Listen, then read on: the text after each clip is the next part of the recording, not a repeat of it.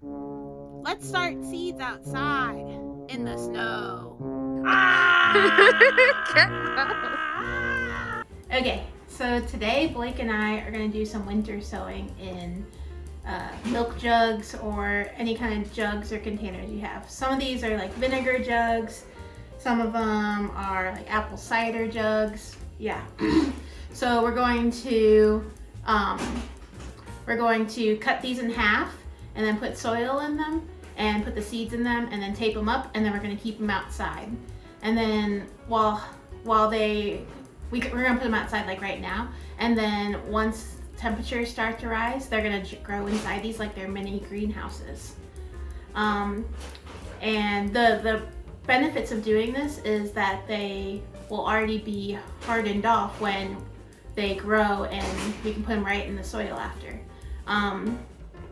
Yeah. Okay, so first you want to put 4 holes at the bottom. So you just stick it in there and you turn it around. Get real rough with it. Alright. And then you want to do a line right under the handle, but leave space for a hinge under the handle like that.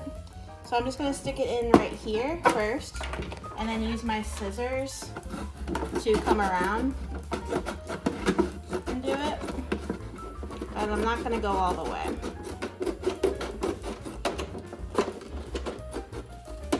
So like that.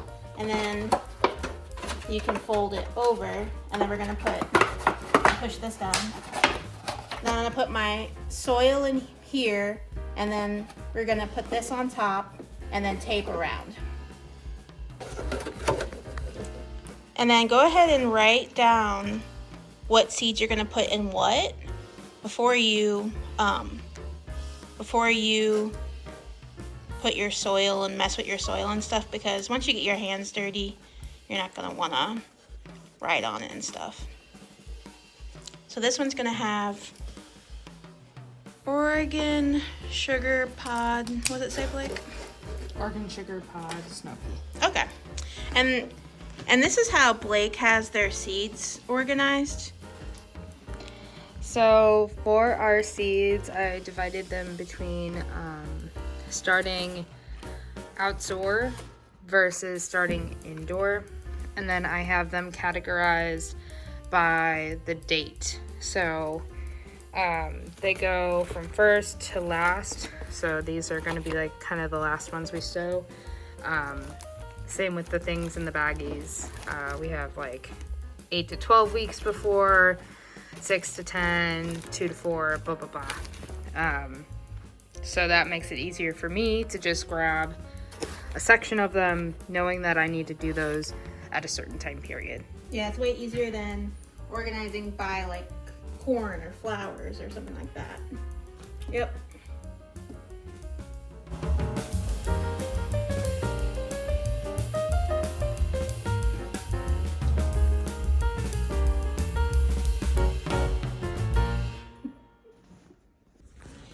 And then for jugs that are bigger, like these vinegar jugs we buy, I just cut them like in the middle and made the hinge like in the same spot, but like lower, you know.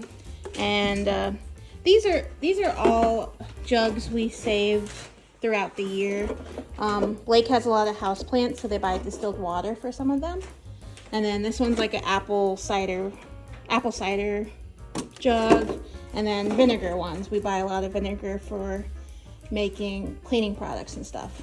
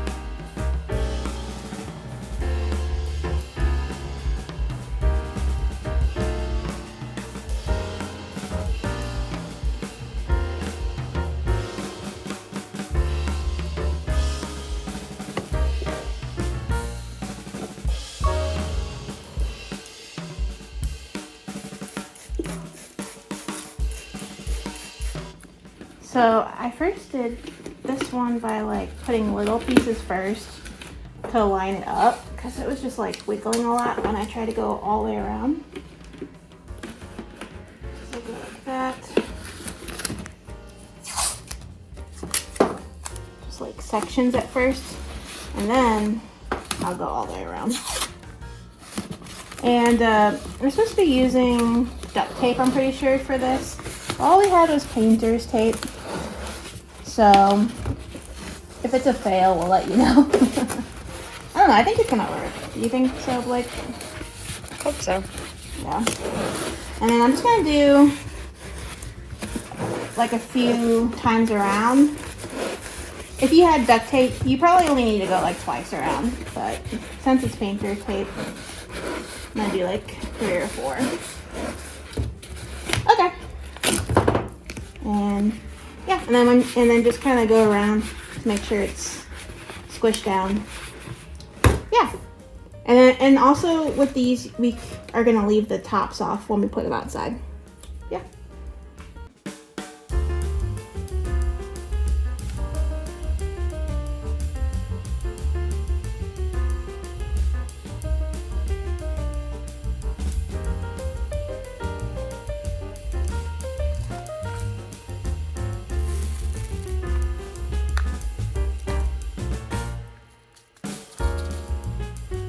Okay, so we're done doing all of our little greenhouse jugs that we're gonna put outside. So what we ended up planting was baby pak choy, Brussels sprouts, collards and Chinese broccoli, snapdragons, perennial sweet peas, delphiniums, Oregon sugar pod snow peas, cauliflower, English thyme, red echinacea, lupins, and orange echinacea. So some of these we bought the seeds for them, and some of these we collected, like the echinacea. We already had a couple echinacea plants, and we collected the seeds in the fall for those. But yeah, this is where we ended up, and now we're gonna go put them outside.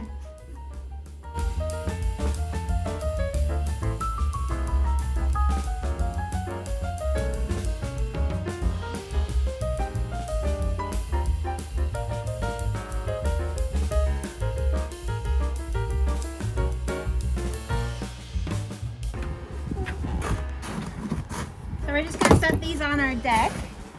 And you want it to be in a spot where you'll still get some moisture, like all this snow. I'm gonna kind of squish them in the snow so they don't get blown away. Not too hard, but still push them.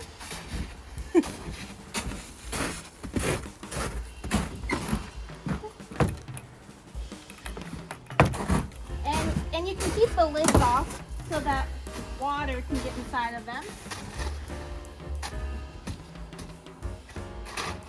If you have snow, a good tip is to hit the snow first and then set it in where you hit it. Good job, lady.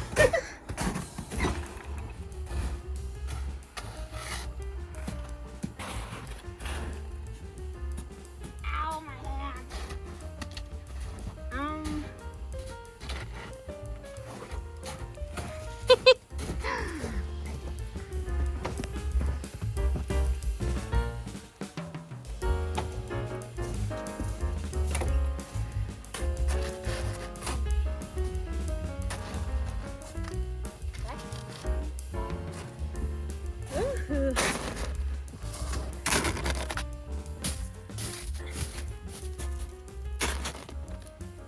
Okay.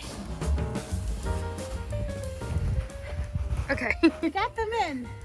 Now we just wait until the temps warm up, and then once they warm up, we can take our tape off and open the lid, and they'll be hardened off and ready for the sun.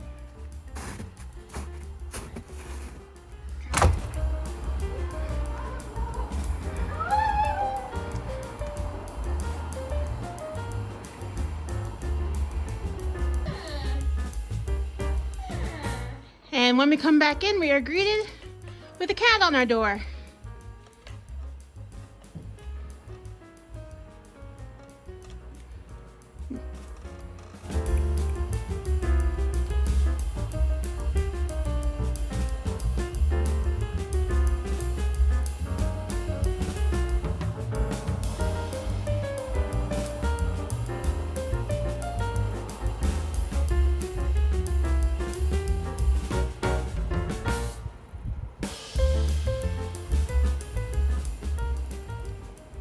So for one of my New Year's resolutions, I wanted to learn how to make sourdough for the year. It's really intimidating, so I'm just gonna start off with making starter and see how that goes. So the supplies that you'll need for this are, you're gonna need a kitchen scale, a chopstick, I'm doing whole wheat flour for mine, but I think you can do other flours. You need a jar. I got a ball mason jar, and then you're gonna want a lid to put on top of it and a rubber band to mark and tell you how much it's risen and fallen. First, what I'm gonna do is put some flour and water in it, and I'm going to zero my scale out with the jar on top. All right, and then I'm gonna put 50 grams of whole wheat flour in it.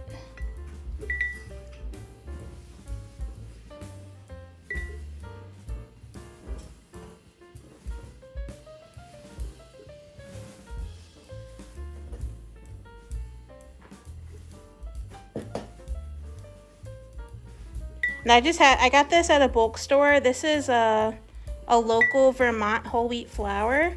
And I filled my jar up, but I had some left over in the bag, so I'm just using that up first. Okay, getting close. I always mess this up close at the end on the scale. Okay, oh no. See, it's really difficult. 51. Have to be very meticulous. Still 51. I don't know how accurate you have to be at this, but I'm just gonna try to be as accurate as possible. All right, and then I'm gonna add some water.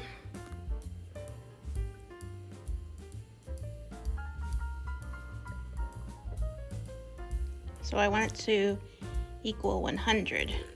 Oh God.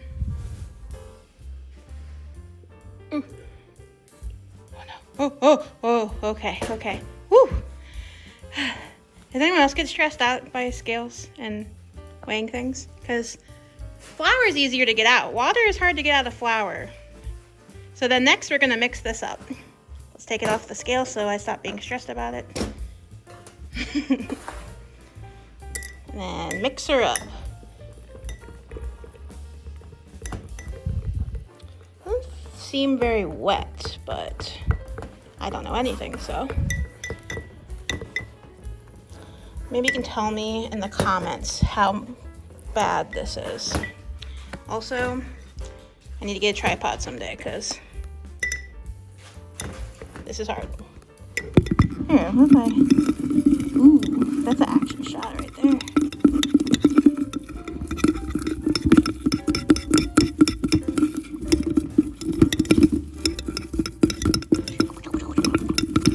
Make sure you do sound effects while you're stirring, so that, I think that'll help like the fermentation process, the sound effects. Yeah, I think so. Okay, so I stirred it all up, and now thinking about it, maybe I should have done a like smaller, narrower jar, but I always see people with like really big ones, and yeah, this is what I did. So I'm gonna put a rubber band around it, and yeah, and then, so that'll help us see how much it's risen. All right, stick this on and put it like roughly at the level that it is at, which is really low because it's not much to it. Maybe I should have doubled it, I don't know. I'm just doing what other people do because I don't know anything. Which is typical for me. Okay. Alright, and then, so I made this lid. It says Sourdough Starter, and I put the date. And I also weighed my jar while it was empty and wrote the grams on that in there because I don't know if that would be important at all in the future. Yeah, so I'm gonna put this on, and then usually mason jars come with rings, but this is gonna get really gonna have a lot of gas in it. So you're supposed to just put the lid on it without it screwed on or anything. So I'm just putting the lid on there, and our living room gets really hot, so I'm just gonna. You're supposed to keep it in an area of 70 to 80 degrees, and our living room can get really hot. So I'm gonna put it like the room next to it. So yeah, I'll give you an update and see if anything happens. All right, now that I've gotten our chores done for the day, I'm gonna make some early dinner for us. So today I'm gonna make potato nachos. I haven't made this before, and I'm not following a recipe. I'm just gonna dice up some potatoes, roast them in the oven, and then I'm gonna cook some Beyond Beef with some pepper and onions, and then I'm gonna make a nacho like cheese sauce to go on top of it. So Blake is a vegan and I'm a flexitarian, meaning for me, that means I do most of the cooking in the house. Well, all the cooking in the house. And I cook vegan at home. And then when we go out to restaurants, if there's something really cool that's vegan on the menu, then I might get that. But if I just want something normal, then I'll do that. But yeah, usually at home, I always cook vegan. So let's start doing this. The first thing we're gonna do is dice up the potatoes and put those in water. All right, so I'm just gonna dice these up small. I'm not gonna worry about washing them because I'm gonna soak them in water, and when I soak them in water, I'm gonna wash them off. So I'm just gonna dice them kind of smaller.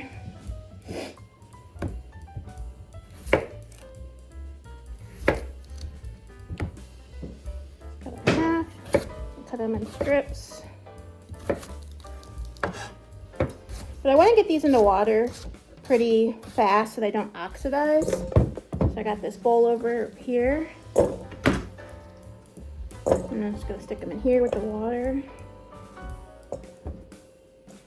And it's good and I'm gonna wait to preheat my oven until I get all of these cut up in here, because you want your potatoes to kind of wash off some of those starches, and that's gonna make them a bit crispier. At the restaurant I used to work at, we used to cut potatoes into fries. Like we had a fry cutter on the wall, and you pull it down and you cut the potatoes. And we put them in these like big 2-gallon buckets, and then we do probably 10 buckets or so at a time, and fill them all up with water and keep them in the fridge, the walk-in cooler, for couple days or so, and then we would take them up and then fry them when we would need them. So yeah, I know from that it's great to be able to soak your potatoes in water before you want to fry them. We're just gonna roast these in the oven, but it's kind of the same principles. And I'm doing about 8 potatoes. Depending on what this looks like, I might take. Well, no, I think I had 7. I'm gonna kind of eyeball it. So I just want to fill up 1 sheet tray. It's just Blake and I. Probably too much for both of us, but it'd be like that.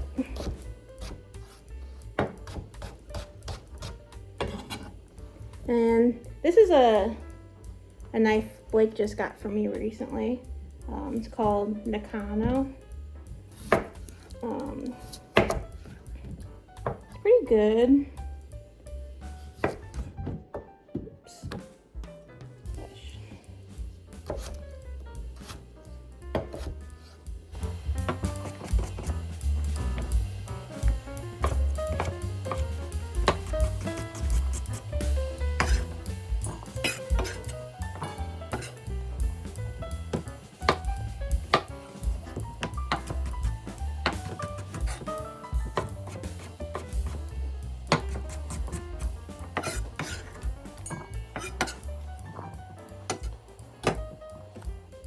Okay, so I did all these potatoes, and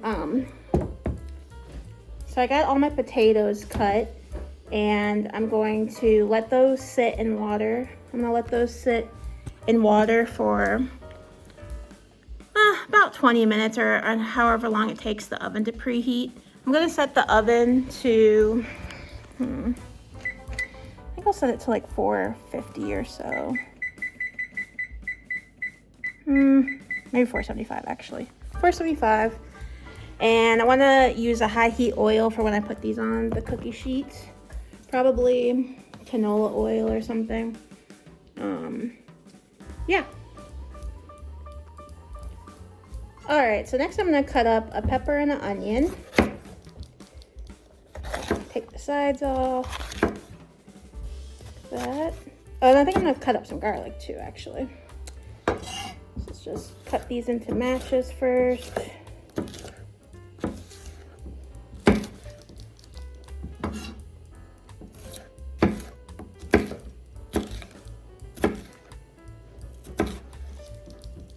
And I'm gonna cook the beef first and then add these vegetables. And I just wanna have my vegetables ready.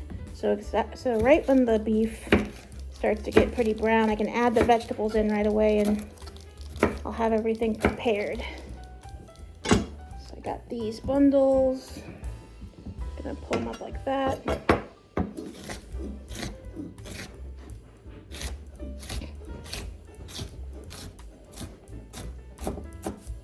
These are kind of going to be like potato nacho bowls, I guess, maybe.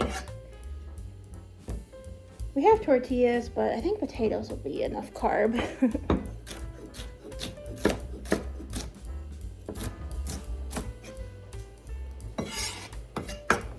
So I got my pepper. I'm going to put that to the side over here. Then my onion.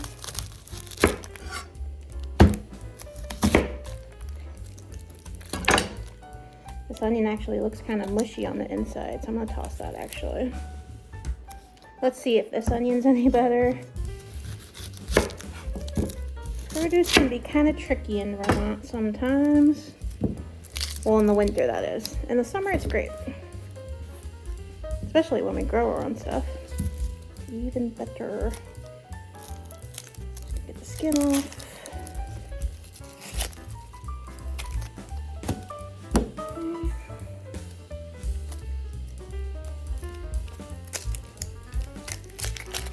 Did anyone ever see those Rachel Ray clips of her being like, you don't actually need to cut down like this on the onion because onions have layers, And then she like gets obliterated in the comment section where people are like, that's how you know Rachel Ray's not a real cook and all that. I mean, I cut down in here when I go to dice it. I think you get like a more uniform chop when you do that. Probably not the biggest deal, but she makes it into a really big deal. It's funny. Ooh, smelly onion, I'm crying. Oh.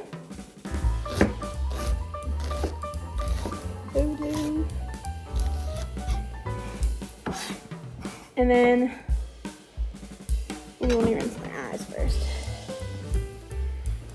I don't usually cry from onions, but when I do, what I do is I go and rinse off my hands right away, because onions love water, so that's why they go for your eyes, I've heard.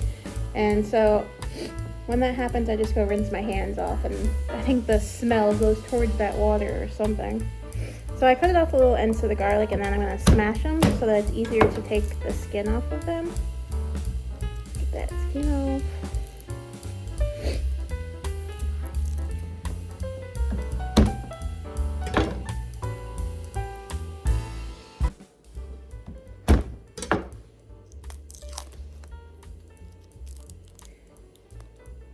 Alright. And I'm just going to leave this garlic to the side. I'm going to cook the meat, then cook the onions and peppers, and then add garlic in more later so it doesn't get too cooked, too burned or anything. I want this minced.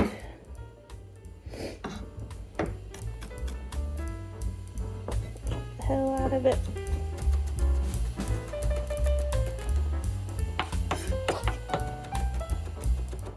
So tonight I have a planning commission meeting, and happens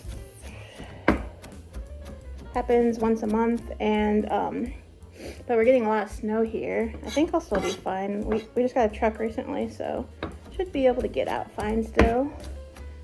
But I don't know if other people will, and we'll have quorum or not. Meaning if we'll have like enough people to actually vote on things. Hopefully everyone gets there safely.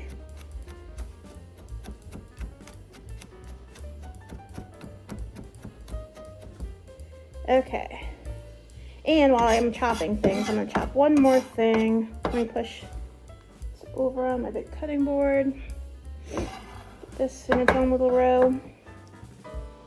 I'm gonna also, so these are pickled jalapenos that we canned in the summer. And so I'm making a nacho cheese. So all I'm gonna do is I'm gonna melt down some Daya cheddar cheese with some almond milk and some earth balanced butter. And also some chopped jalapenos.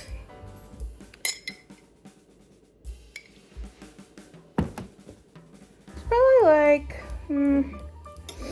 a tablespoon and a half or something. I don't know.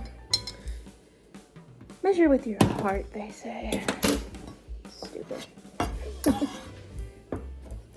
Chop these up. I'm a big proponent of like everyday meals, just like not measuring and stuff, but sometimes I want a meal exactly how I made it that time. So in my head, sometimes I'll remember, oh, I used like 3 cloves of garlic in that, or especially if it's like a new thing, then I try to remember things in my head so that I can write it down later in my recipe document. I have a recipe Google Doc that I write all my recipes down in. Probably has, I want to say like, I'm probably getting close to 100.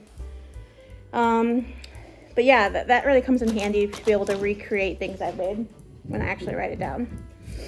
All right, so now I'm going to cook my Beyond Meat. All right, so I have my cast iron.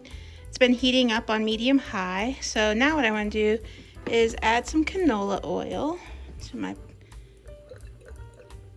I have been doing olive oil usually, but I read something, or I heard that you don't want to cook with olive oil because the smoke point is lower. So, and something about like you'll die, or I don't know, you know how they try to scare you with stuff. So I'm like I've been cooking with olive oil for, I don't know, like 5 years or something. Whatever. So now I think I'm gonna try to switch to avocado oil eventually, but I gotta buy some still. But so I got my oil, it's pretty heated now. And then I'm gonna add my Beyond Meat. Alrighty. And then I'm just gonna break this up and let this get brown. This is a Lodge cast iron and all-clad spatula. I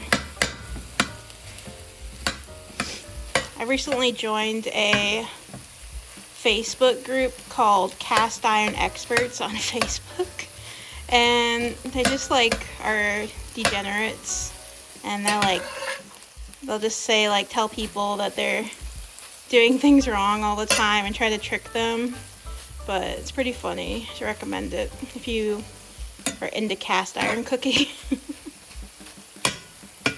I love my cast irons. I think I need to do some re-seasoning work to them. But yeah, I'm gonna let this brown and then I'll be back. So while I have my meat browning, I'm gonna go ahead and get my cheese started. So I have like about a tablespoon of butter in there. And then this is like 3/4 of a bag of Daiya cheese. So we'll pour that in there. And I've kind of come to find like low and slow is the way with with making like a cheese sauce out of shredded cheese. And then I'm gonna add about 2 tablespoons of milk or so. And then I'm gonna add those jalapenos from earlier. All right, so I added those jalapenos and I grabbed a whisk, and I'm just gonna kind of combine this. And I know it doesn't look very liquidy, but I've been burned a lot by adding way too much milk or butter. So I'm just gonna let it hang out and see how it goes, and then keep adding a little bit of liquid as it keeps melting down. So let's check in on this later. All right, so my oven is preheated, so it's time to strain these. So let's do that. Spot Blake's plant in the sink. It's the story of my life. So this is hard to do with one hand, so I'll be back. Okay, so I strained my potatoes, and I'm just gonna dump them on this cookie sheet. And you want to pat them dry with a paper towel. You want them to have as little water as possible on them. So we're gonna put oil on them, and if they have a lot of water on them, they're just gonna steam up. We want them to crisp up. I got those, and I'm gonna shake them. I'm gonna add some salt. And then I'm not gonna add the seasoning right now. I'm gonna add the seasoning like halfway. Oops. I'm gonna add the seasoning like halfway, because if I add it now, it's just gonna burn up. So you want a good amount, maybe like 3 tablespoons. And then I'm just gonna mix it. This is my spatula from earlier. I don't want too many dishes in this house. So I'm gonna mix them up. And then you want them as even of a layer as possible so that they crisp up.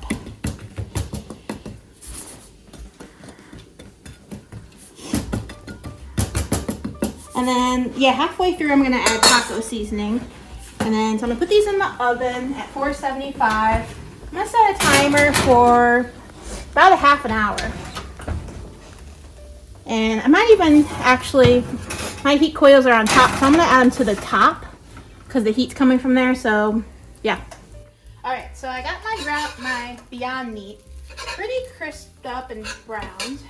So now what I'm gonna do is add my onions and peppers I cut from earlier. I'm just gonna bring my cutting board over and slide these puppies in. And I'm gonna wait on that garlic until these get a little bit soft. And I'm gonna add a little bit more canola oil, and I'm gonna add a little bit of salt so that those break down good. I'm gonna incorporate this. And I got this still on medium-high heat. So I'm gonna let this cook and then add the garlic after. Okay. All right, so now I'm gonna add that garlic in. And then I'm gonna check in on this cheese, and it's getting pretty gloopy. So I think I can add another tablespoon or so of milk. And I want it to be pretty stringy, so I don't want to add too much, but I'll add a little bit more. Let's mix in this garlic. All right, and then I'll come back to check on the potatoes with you. All right, so I got my meat all cooked up, and I added some taco seasoning to it. So now I'm just gonna transfer it to this bowl over here, so that when we assemble our potatoes, we can just grab it from here and it won't keep cooking in the cast iron. And then if we have any leftovers, we can just put a lid on this. This is a Pyrex bowl. We can just put a lid on this and put it away for leftovers.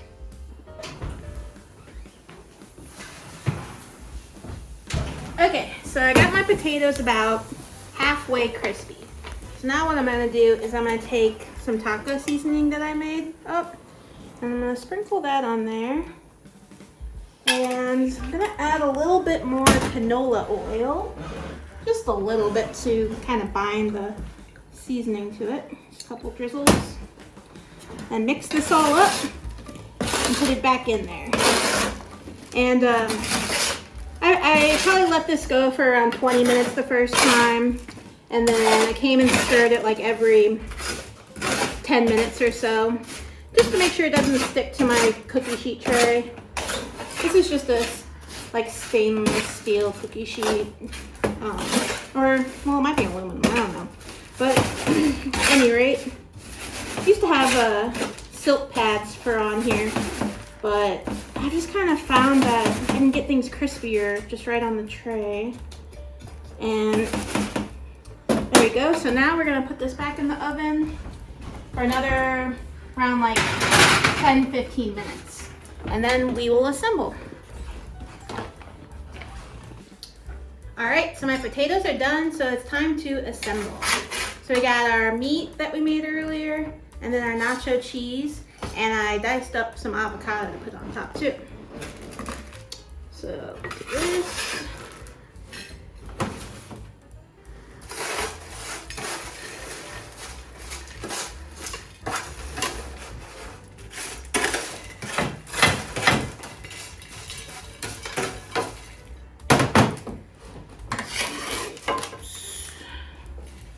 And still kind of hot. Okay, I got a potato there. And then gonna do some meat on top.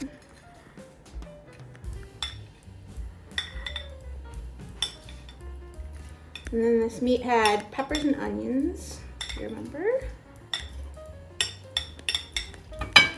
All right, and then our cheese that cooks slow.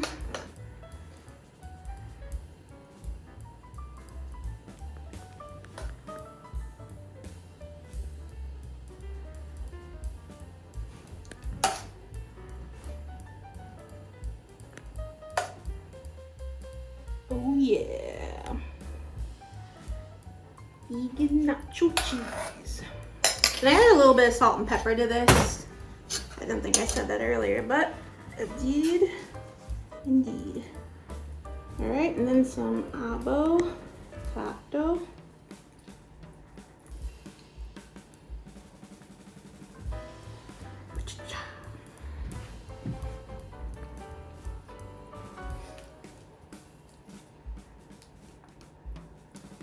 All right, there we have it. Thanks for sticking around with us and doing the winter sowing, my sourdough starter, and making dinner with me. All right, see you next time. All right, I forgot to try it because I hate those videos where they don't try the food at the end. Like, I want to know how it tastes. So here we go.